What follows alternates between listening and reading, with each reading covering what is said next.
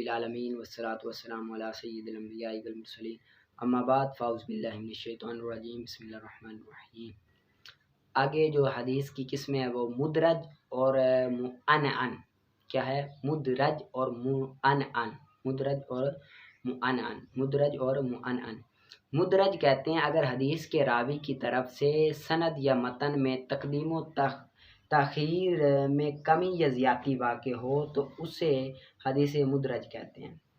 حدیث کے راوی کی طرف سے سند یا متن میں یا متن میں تقدیم و تاخیر یا کمی یا زیادتی واقع ہو تو اس کو مدرج کہتے ہیں۔ اور معنعن کہتے ہیں جس حدیث کو لفظ ان کے ساتھ روایت کیا جائے۔ جس حدیث کو لفظ ان کے ساتھ روایت کی جائے اسے وہ حدیث معنعن کہلاتی ہے۔ ان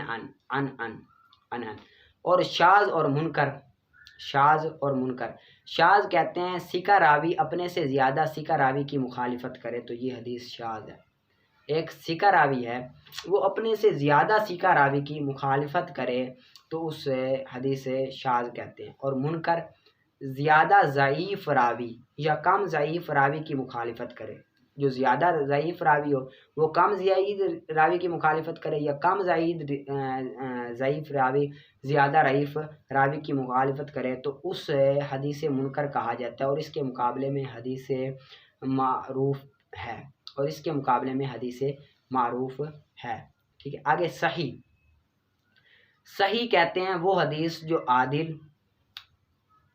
جو عادل تام الضبط اور متصل السند راویوں سے مروی اور منقول ہو۔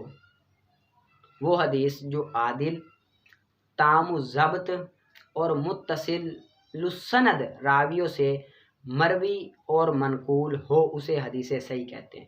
جو راوی عادل بھی ہوں، تام الضبط بھی ہو اور حافظہ مضبوط، متصل سند بھی ہو، متصل سند راویوں سے منقول ہو وہ حدیث صحیح ہے۔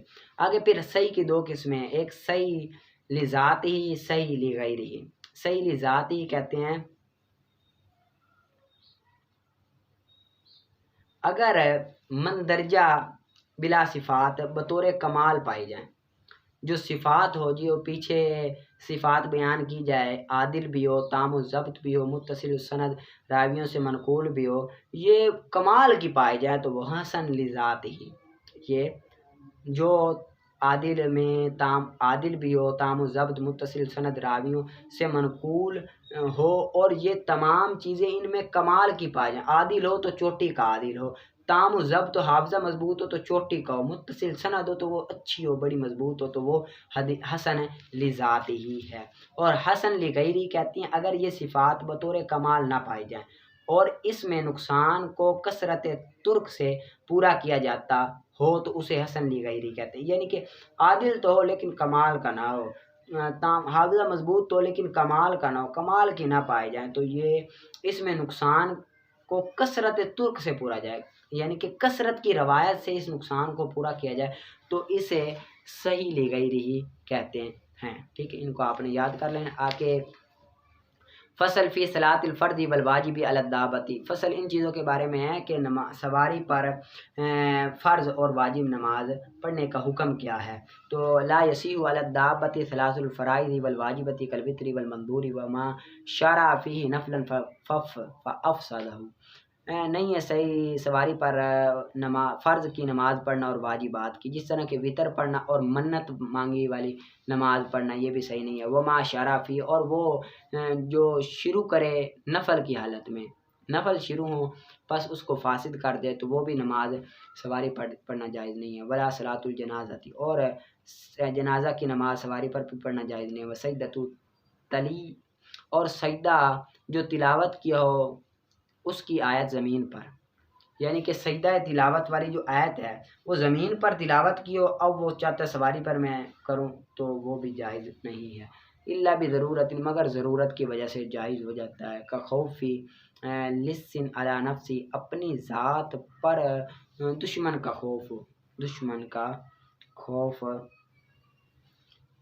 اپنی ذات پر جانور کا خوف، جانور کا، او دابۃ، یا جانور کا خوف ہو، یا سیاب، اپنے کپڑوں میں کیچڑ لگنے کا خوف ہو، لو نازل اگر اتلاتا ہو وہ کیچڑ لگ جائے گا، ٹھیک ہے، وخوف صابون یا درندے کا خوف ہو، وطین المکانی اور جگہ کے کیچڑ والی جگہ کا خوف ہو، کیچڑ والی جگہ کا خوف ہو، وجموع الداباتی اور سواری ہونے سے عاجز ہو، اور عاجز و سوار ہونے سے، وہ عدمی وجدانی میّر کب اور سوار کرانے والا کوئی نہ ہو، عدمی وجدان نہ ہو موجود، میّور کیبو ہو اس کو سوار کرانے والا موجود نہ ہو، عاجزی ہی اس کے عجز کی وجہ سے، یعنی کہ عاجز ہو، اوپر چڑھ نہ سکتا ہو، والصلاۃ اور نماز پڑھے فی المحلی کجاوے پر، سواری پر نماز پڑھنے کی طرح، اگر کجاوے پر نماز پڑھتا ہے تو وہ سواری پر پڑھنے کی طرح، جس طرح کہ نماز پڑھی اس پر برابر ہے، ہو وہ سائرتن چل رہی ہو یا کھڑی ہوئی ہو، یا چل رہی ہو سواری یا کھڑی ہو، یہ برابر ہے اس پر نماز پڑھنا، ٹھیک ہے، ولو جعل تحت المحلی اور اگرچہ کجاوے کے نیچے کوئی لکڑی رکھ دے، خشبتاً کوئی لکڑی رکھ دے، یہاں تک کہ اس کا قرار باقی رہے زمین کی طرف اس کا قرار باقی رہے گا، کانا بمنزلۃ الارض تو وہ زمین کے مرتبے میں ہی ہوگی، پس صحیح ہوگا فرضیہ نماز اس میں کھڑے ہو کر پڑھنا، ٹھیک ہے۔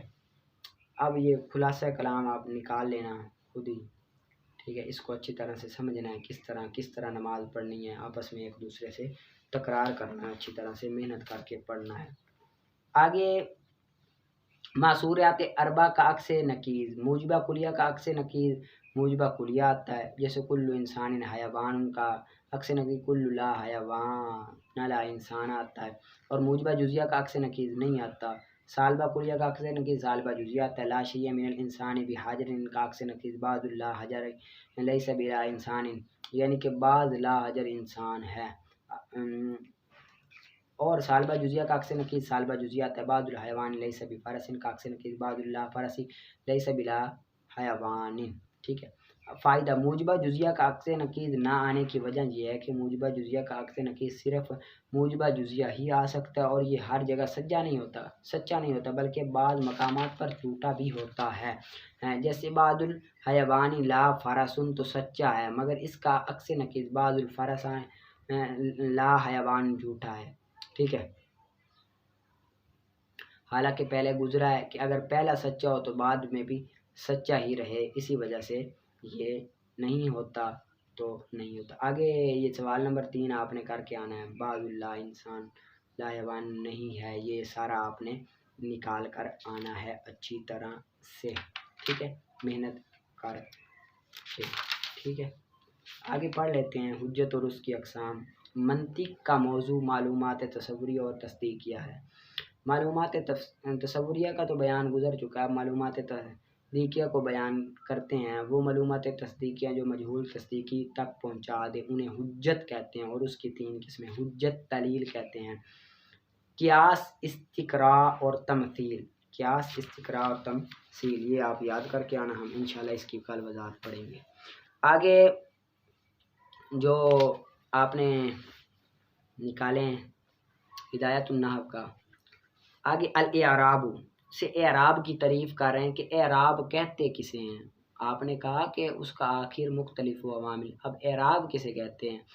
اعراب وہ جس کے ساتھ معرب کا آخر مختلف ہو، جس کے ساتھ معرب کا آخر مختلف ہو سے اعراب، جس طرح کہ دمہ اور فتح اور کسرہ، اس کو، اور واو اور الف اور یا، یہ اعراب ہے، ٹھیک ہے، اور واو اور الف اور یا، اور اسم کے جو اعراب ہیں وہ 3 قسموں پر ہیں، رفع نصب اور جر، اسم کے جو اعراب ہیں وہ 3 قسموں پر ہیں، رفع نصب اور جر۔ والعامل سے یہ عامل کی تعریف کر رہے ہیں، عامل وہ جس کے ساتھ رفع ہو، نصب آتا ہو یا جر آتا ہو، جس کے ساتھ نصب رفع اور جر آتا ہو۔ محل الاعرابی، یہ اعراب کا محل بیان کر رہے ہیں کہ یہ اعراب آتا کس جگہ پر ہے، تو اعراب کا محل اسم سے وہ آخری حرف ہے، اسم کا وہ آخری حرف ہے، اسم کا وہ آخری حرف جو ہے وہ اعراب کا محل ہے۔ مثال الکل سے اس کی مثال دے رہے ہیں کس طرح اسم کا آخری حرف، جس طرح کہ قام زیدن، پس قام یہ عامل ہے اور زیدن یہ معرب ہے، اور دمہ اعراب ہے، دمہ دال پر دمہ اعراب ہے، اور دال محل اعراب ہے، اعراب کی جگہ وہ دال ہے جو کہ آخری حرف ہے، ٹھیک ہے۔ اور تو جان کے نہیں ہوتا مورب کی، یہ یہاں سے مورب کی اقسام بیان کر رہے ہیں، اقسام۔ تو جان کے مورب کلام عرب میں نہیں ہوتا مگر اس میں متمکن اور فعل مضارع۔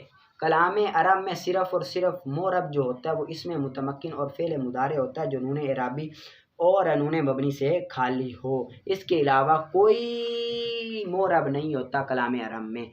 اور عن قریب اس کا حکم دوسری قسم میں انشاءاللہ عز و جل آپ پڑھو گے، ٹھیک، انشاءاللہ پڑھیں گے ہم۔ ان کو آپ نے یاد کر لینا اور اچھی طرح سے، اور آگے آپ نے عبارت بھی نکال کر آنی ہے، ترکیب بھی نکال کر آنی ہے، سب کو محنت کے ساتھ پڑھنا ہے، اچھی طرح سے یاد بھی کر کے لانا ہے، ٹھیک ہے۔ پڑھا سنا قبول۔